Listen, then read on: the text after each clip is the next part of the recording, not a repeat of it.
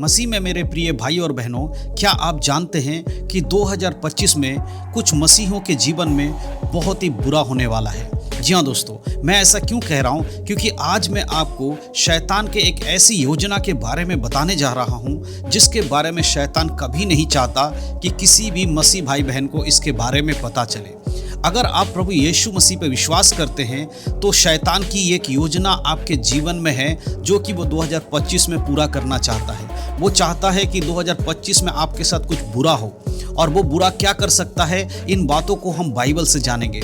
आज मैं आपको बताऊंगा शैतान के उस योजना के बारे में जिसके बारे में शैतान कभी नहीं चाहता कि किसी भी इंसान को इसके बारे में पता चले या भनक लगे, क्योंकि अगर वो इस बात को जान जाएगा कि शैतान उसके जीवन में क्या करने वाला है तो वो पहले से ही उस काम के लिए तैयार हो जाएगा, उससे बचने के लिए खुद को तैयार कर लेगा। इसलिए शैतान बिल्कुल भी नहीं चाहेगा कि कोई भी उसके इस योजना को जान सके कि वो किस तरह से मसीह लोगों के जीवन में 2025 में कुछ ऐसे काम करने जा रहा है जिसके बाद मसीह लोगों का जीवन बिल्कुल बदल जाएगा। उनके जीवन में दुख, परेशानी, बीमारी, तंगी, कर्जे से दबे हुए, इस तरह से बहुत सारी घटनाएं उनके जीवन में होना शुरू हो जाएंगी और वो धीरे धीरे परमेश्वर से दूर हो जाएंगे। इस योजना को बनाकर शैतान 2025 में बहुत सारे मसीह लोगों के जीवन में कार्य करने वाला है। इसीलिए आपको ज़रूरी है कि आप इस बात को जान जाइए कि मसीह के जीवन में शैतान कैसे काम करेगा, और अगर आप इस बात को जान जाएंगे तो खुद को भी आप बचा पाएंगे बाइबल के वचनों के अनुसार।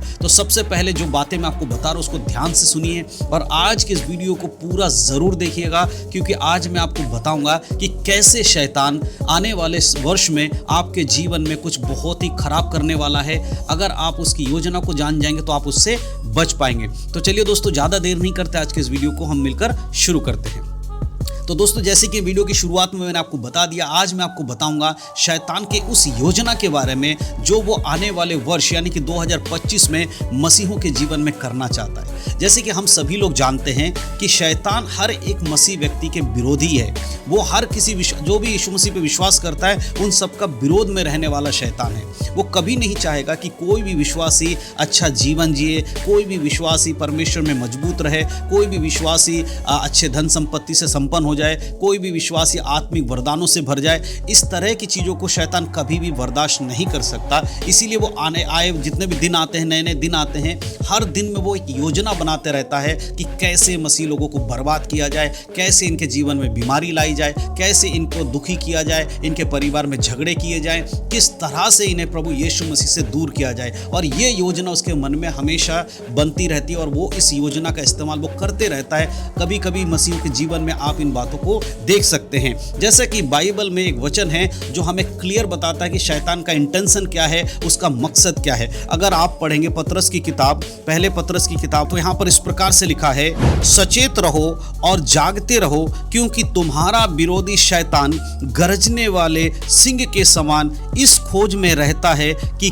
किसको वो फाड़ खाए। देखिए, यहाँ पर परमेश्वर का वचन कहता है तुम्हारा विरोधी शैतान गरजने वाले सिंह के समान खोजता रहता है। जैसे एक सिंह गरजता हुआ भूखा शेर खोजता रहता है कि उसका शिकार कहाँ है, उसी प्रकार से ये शैतान जो मनुष्य का विरोधी है, खास करके मसीह लोगों का विरोधी है, ये हमेशा ढूंढता रहता है कि किसको मैं अपना भोजन बनाऊं या किसको मैं फंसाऊं और किसको आत्मिकता में गिरा दूं। इसीलिए इस बात को ध्यान रखिए कि शैतान की योजना निरंतर बदलती रहती है। शैतान हमेशा अपनी युक्तियों को बदलता रहता है। अगर आप उसके एक जाल से बच जाएंगे तो वो आपके लिए दूसरा जाल बनाना शुरू कर देगा। इसलिए बहुत जरूरी है कि आप उसके जाल में ना फंसें और उसके बिछाए हुए जाल को पहचान सकें। आज बहुत सारे विश्वासी लोग शैतान के बनाए हुए जाल में क्यों फंस जाते हैं? क्योंकि उन्हें पता ही नहीं होता कि शैतान कैसे जाल बिछाता है, शैतान किस तरह से मसीहों को फंसाता है। अगर आप इस बात को जान जाएंगे कि शैतान का अगला चाल कौन सा है, शैतान क्या आपके जीवन में करने वाला है, तो फिर आप उसके जाल से बच पाएंगे, खुद को और अपने परिवार को भी बचा पाएंगे। इसीलिए मैंने वीडियो की शुरुआत में का आज मैं आपको शैतान की योजना के बारे में बताऊंगा, जो कि आने वाले साल यानी 2025 में वो मसीहों के जीवन में करना चाहता है। देखिए मेरे प्रियो, शैतान युक्तियां बनाता रहता है, शैतान हमेशा कुछ ना कुछ गड़बड़ करते रहता है। इसीलिए हमें उससे बचने के लिए खुद को प्रोटेक्ट करना ज़रूरी है। शैतान को मारने से अधिक खुद को बचाना हमारे लिए इंपॉर्टेंट है। अगर हम शैतान के सामने बिना किसी योजना के या बिना परमेश्वर के हथियार के खड़े हो जाएंगे तो हम शैतान का सामना नहीं कर सकते। बहुत बार लोग शैतान को डांटना शुरू करते हैं, यीशु मसीह के नाम से निकल जाओ, यीशु मसीह के नाम से दूर हो जाओ।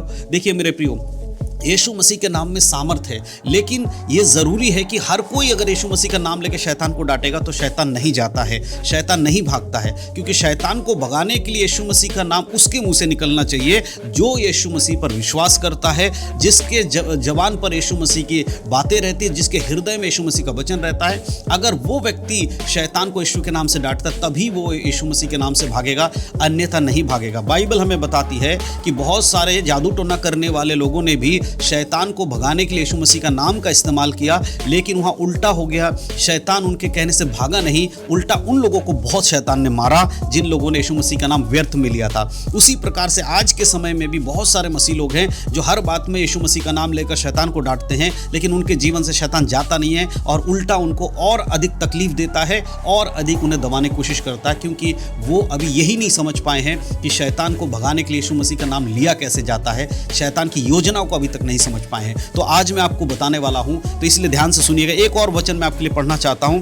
इस वचन में आप समझ पाएंगे शैतान का काम कैसे आपके जीवन में होता है, किस किस प्रकार से वो योजना बनाता है। जैसे कि पहले हमने पढ़ा कि वो गरजते हुए सिंह के समान खोज रहा है कि वो किसको पकड़े और किसको फाड़ दे, किसको खा ले। क्योंकि हर किसी को शैतान परेशान नहीं कर सकता, हर एक विश्वासी को शैतान सता नहीं सकता, हर एक विश्वासी के जीवन में परीक्षा नहीं ला सकता। उन्हीं लोगों के जीवन में ज़्यादा परीक्षाएं और ज़्यादा परेशानी लाता है जो परमेश्वर के वचन को समझ नहीं पाते हैं। हम पढ़ेंगे इफिसियों की पत्री और इफिसियों की पत्री के 4 अध्याय और उसके 25 आयत से कुछ आयतों को मैं आपके लिए पढ़ूंगा। ध्यान से सुनिएगा। यहाँ पर लिखा है, इस कारण झूठ बोलना छोड़कर हर एक अपने पड़ोसी से सच बोले, क्योंकि हम आपस में एक दूसरे के अंग हैं।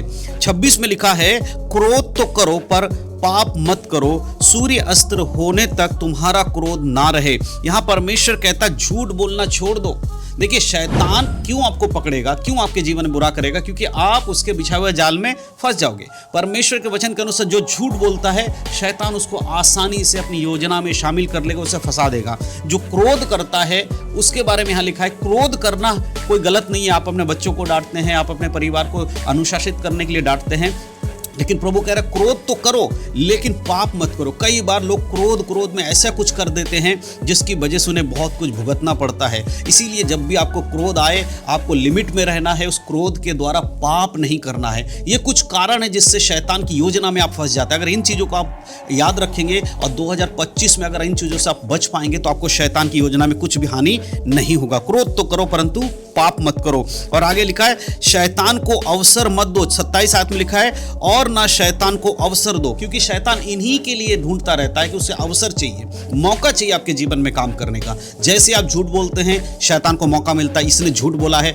चलो इसके जीवन में काम करेंगे, इसे परेशान करेंगे।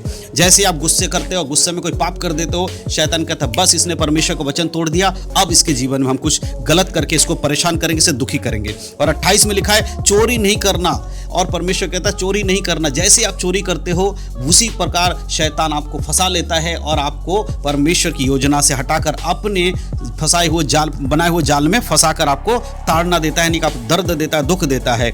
और आगे लिखा है 29 अध्याय में, कोई गंदी बात तुम्हारे मुंह से ना निकले। अगर आप कोई गंदी बात भी अपने मुंह से निकालोगे तो शैतान की योजना में आप फंस जाओगे। इसीलिए परमेश्वर के वचन को समझो मेरे प्रियो। इस 2025 में शैतान की जो सबसे बड़ी योजना है कि अब वो मसीही लोगों को उन्हीं के बातों में फंसा देगा।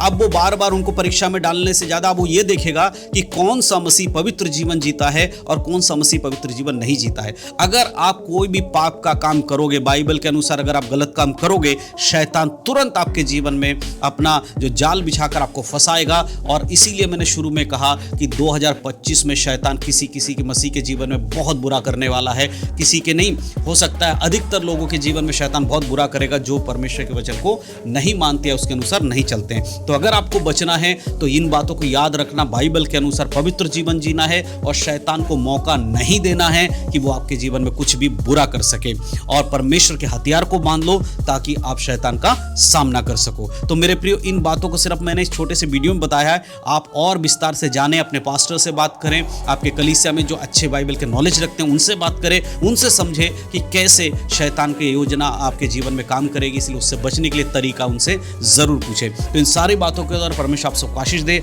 यीशु मसीह के नाम में सबको जय मसीह की। God bless you.